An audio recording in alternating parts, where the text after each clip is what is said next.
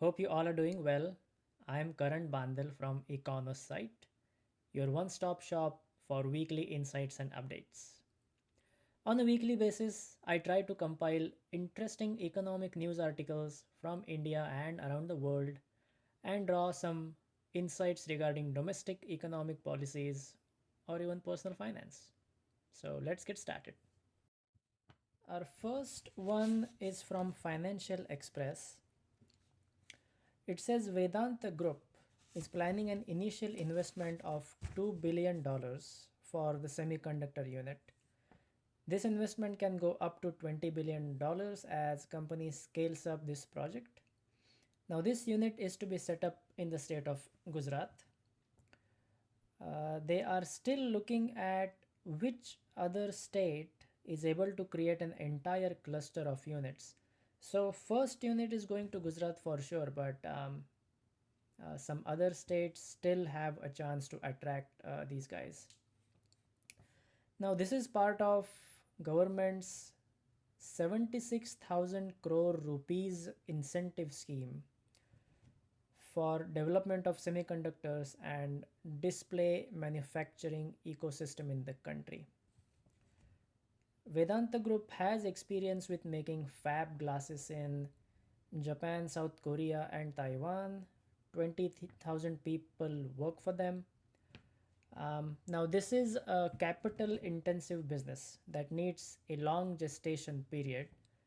But they are saying in India this would be okay since other businesses that the group has in India, like oil and gas, mining, iron, and steel, would generate enough cash to feed the fab unit.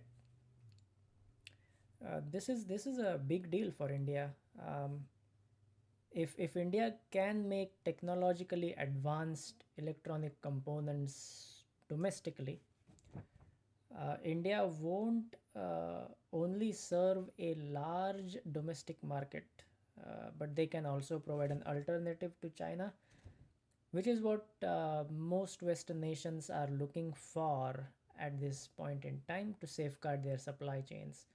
I think that they are calling it friend shoring. So it's not only offshoring to any country that has a cost advantage, but it is offshoring to those friendly countries that have cost advantages. So, pretty good news. So, the next one is from Guardian. It says UK has been overtaken by India as the world's fifth biggest economy. Uh, India is on track to move into third place by 2030 behind US and China, according to economists. The article says that we all know about Chinese business titans such as Alibaba founder Jack Ma, but the rise of Indian billionaires like Gautam Adani and Mukesh Ambani has been less well publicized outside of India. That's true. India is on track to expand by 7% this year as it benefits from economic liberalization in the private sector, a rapidly growing working population, and the realignment of global supply chains away from China, friendshoring. India benefits from a large, well educated, often English speaking middle class, helping the country to develop world class IT and pharmaceutical sectors. Also, Indian consumer demand makes up 55% of the economy compared to 40% in China. And I think it's about 65-66% in the US. Government spending in infrastructure is also helping Indian growth. Question is, can India compete with China where an aging labor force and rising pay levels are reducing its competitive edge? Going back to Adani Group, the main listed company, Adani Enterprises, has grown 50-fold in value in past 5 years. Adani Green Energy, its solar power arm, is plowing $70 billion into green energy projects by 2030. Indian Prime Minister Modi's market reforms, which have included cutting corporate tax from 35 to 25% and opening up India to more foreign investments, have freed up entrepreneurs, the article says. Mr. Adani is close to Mr. Modi, who has been known to use the tycoon's private jet for campaign trips. Well, that does not look good for Mr. Modi, in my view. Mr. Adani has global ambitions as clearly illustrated in Mundra, the Arabian Sea port, which he wants to become world's largest by the end of this decade. Mr. Modi's government is rolling out $1.35 trillion worth of infrastructure program, which aims to build 25,000 kilometers of new roads in just the current financial year alone. So, Adani is well placed to profit at every stage as the necessary materials are shipped in to the country, turned into goods and services, and then sent back out around the world through Mundra. So, another big news. Now, I think there is a likelihood of lot of wealth creation in India over the coming years and decades with all these changes taking place. The key will be, can India do it sustainably from environmental considerations and without creating grotesque income and wealth inequality?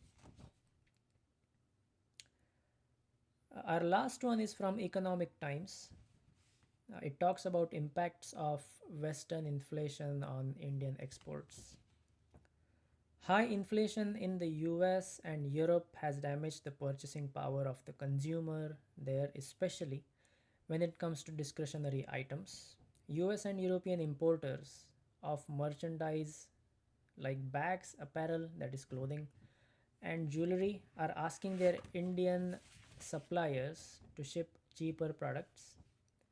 Ajay Sahai, Director General of Federation of Indian Export Organizations, said, "What we are seeing is that low value products are witnessing good traction. Importers prefer synthetic leather bags and shoes, which are 35% cheaper than original leather goods. Exports of lab grown diamond, which is cheaper than natural diamond by 55%, show a 70% growth in April to July 2022. Yeah, clearly the cheaper products are seeing traction quantitatively as well. In the UK, inflation is above 10% for the first time in 40 years. In the US, inflation in August was firmer than expected, hitting highs not seen in the last 40 years. And I think it is in the August, the number came out to be between 8 and 9% for the inflation. And these are really high numbers for a developed economy. So I think the export demand for Indian exporters will remain under pressure for sure, since the inflation here is truly eating into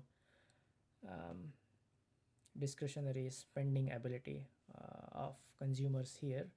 It would be interesting to see how exporters in India adapt to maintain this market share, maybe try to increase it as well. It'll be a challenge, but interesting time. All right, so some good pieces of news for India for sure, but challenges are many. Um, Hope you found these stories interesting. I'll speak to you again next week. Until then, take care.